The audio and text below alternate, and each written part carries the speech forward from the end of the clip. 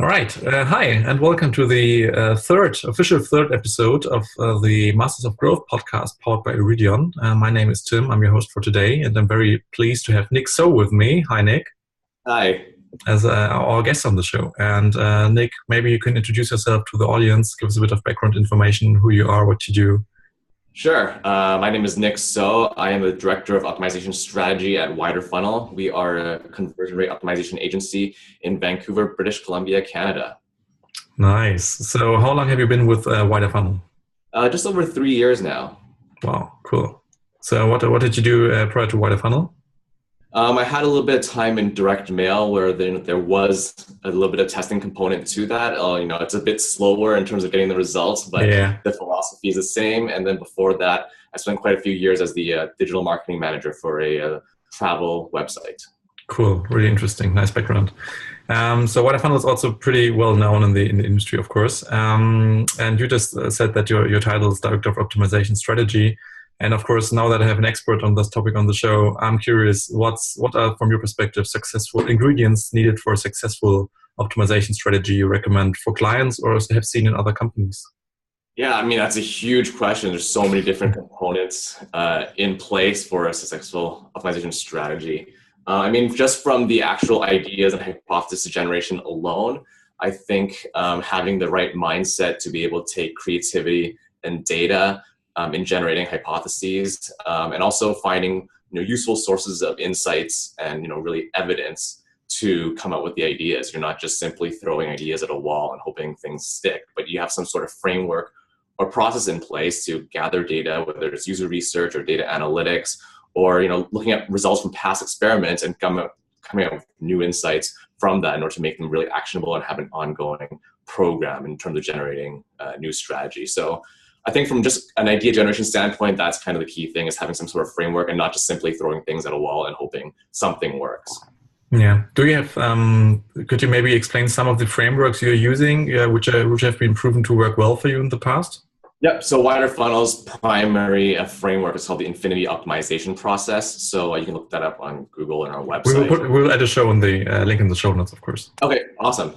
So the Infinity optimization process basically kind of splits the marketing approach into two different sides. One side is what we call the explore phase, and that is the validation phase. So the explore phase really speaks to the kind of creative side of marketing, where you're kind of finding insights from analytics, looking for user research, persuasion and marketing principles, considering consumer behavior, taking into account the business context and business goals. So the more soft, intuitive side of marketing.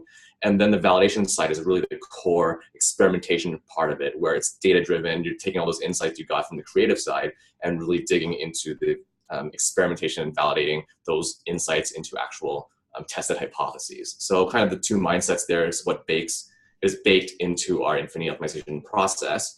And then in the middle of all that, we have something called the LIFT model, which for those who are familiar with CRO, people should be fairly familiar with. But it's essentially a way, it's a good way to evaluate the barriers to conversion on a website.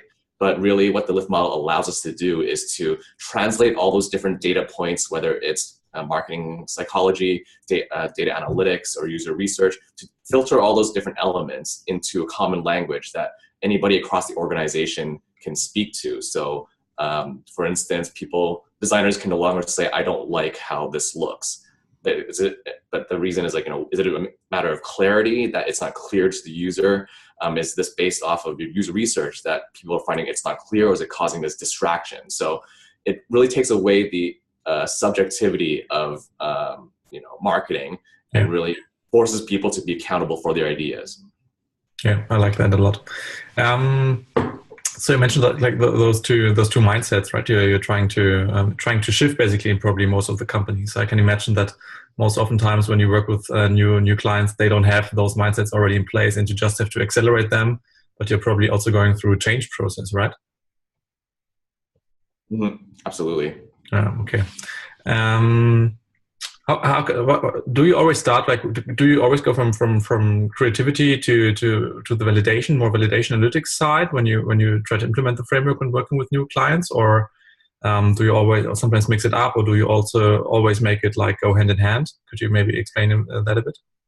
They often go hand in hand. So when we start off with the client first, I think the key thing of the entire engagement that makes a successful program is for us to really understand our client's business, their goals, and their visitors, and kind of really get into the heads of how the visitors approach their company or their brand and approach the website. So you can get an understanding of that through things like the user research or understanding the business context from our clients, or you can kind of test through that. So you can change something on the website, and depending on how it reacts, we get a learning about how their visitors are reacting to the website.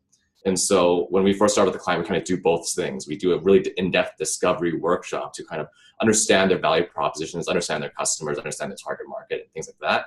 And at the same time, we start running some kind of lower level experiments just to get things off the ground, and hopefully gain some initial insights from that. But after a couple of months, when we get a better understanding from our clients, well, that's when the strategy really ramps up, because we have a strong understanding of the visitors, and the ideas get much more catered towards that particular audience. Mm-hmm. I found interesting that you mentioned those low-level experiments you're running right from the start, pretty much to get some first data.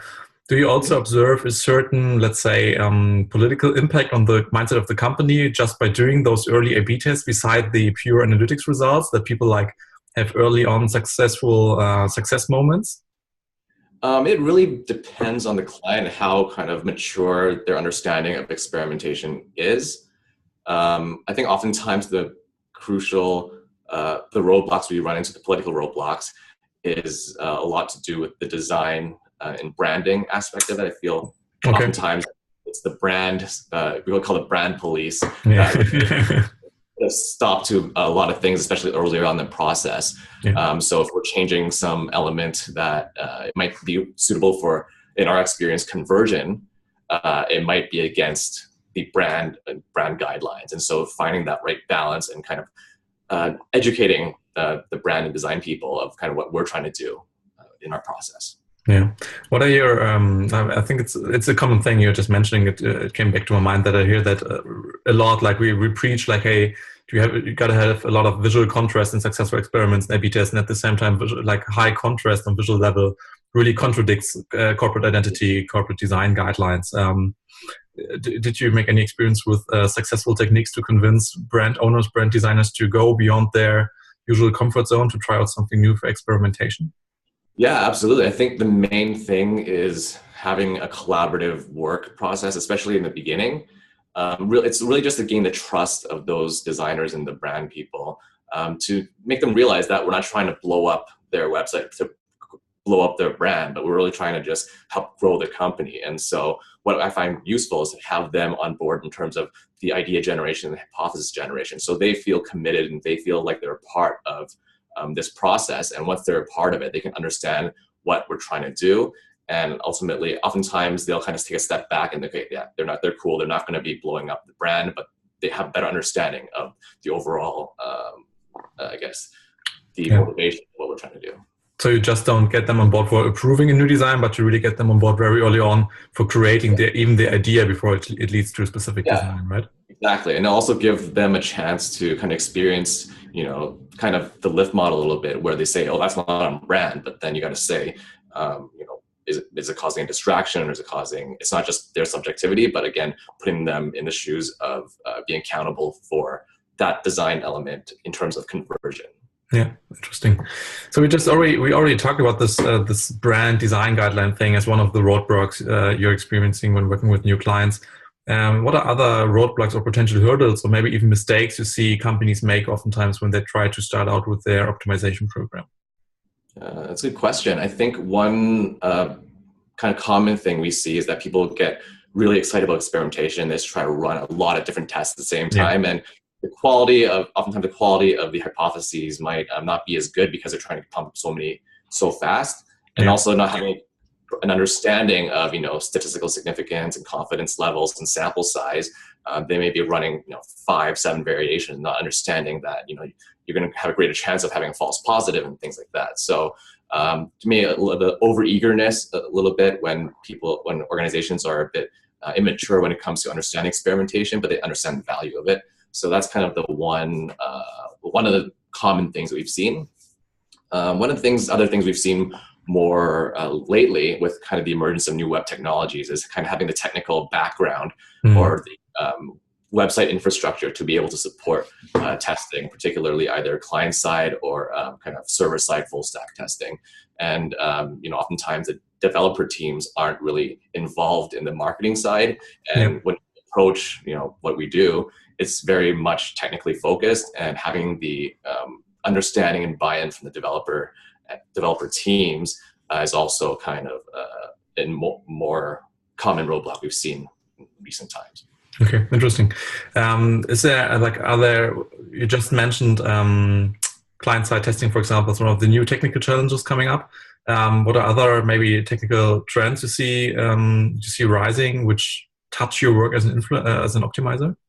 Yeah, I think in terms of the client side, it's the new single-page apps in different JavaScript languages, where traditionally with standard HTML website pages, you can target a simple URL and you can make the changes for that URL. But with single-page apps, the URL will stay the same, but the whole website experience changes through the code. And so most tools nowadays have a tough time trying to change elements within the page when the URL isn't changing, because they don't know exactly when things are updating on the screen. And so there's some tools that are starting to get into it, but for WiderFunnel, we found ways and workarounds to account for that. But it is something becoming more and more common. Yeah, I also definitely think that it will impact our industry much more in the forthcoming month and weeks. Like, more clients will adopt new technologies, and then they won't be the outliers where you just have to deal with like single-page web applications, for example. It will be the standard, and you need an answer for that, right? Yeah, absolutely. We're definitely seeing that shift towards single-page app framework in a lot of our clients. Yeah, but what just came to my mind, what I would like to close a loop on, was like one of the earlier episodes we also discussed a question of yours, which you submitted in our Slack channel, which was related to new checkout technologies like FFA or so influencing the work as an optimizer. And I was curious, just like, because it's like it has been a couple of weeks, did you gain any new insights on how those technologies might influence the work as an optimizer? A little bit. I think I don't have the context of what you discussed in the earlier episode, but in terms of generally with these new payment technologies, I think especially with the ones that are even online, like the voice activated Alexa, you can order straight from Alexa. Yeah. So you got to have a greater view of your scope of the experimentation mindset, because it's no longer specific to the website or the digital experience anymore. Yeah. We're trying to shift where a lot of times the digital marketing is very data focused because you have that data in place, but then when you shift a little bit out, looking at a higher level, looking at the overall marketing journey or the customer journey and all the different touch points that a customer has with the business, and you start to kind of think about each point as a way to be able to experiment with it, so that when they get to the Alexa to want to buy, then all those different experiments beforehand will kind of impact that. And we're really kind of thinking of ways of how down the road we can really experiment with the entire customer journey, including voice, and just not strictly within the digital realm of what's on your screen on your laptop.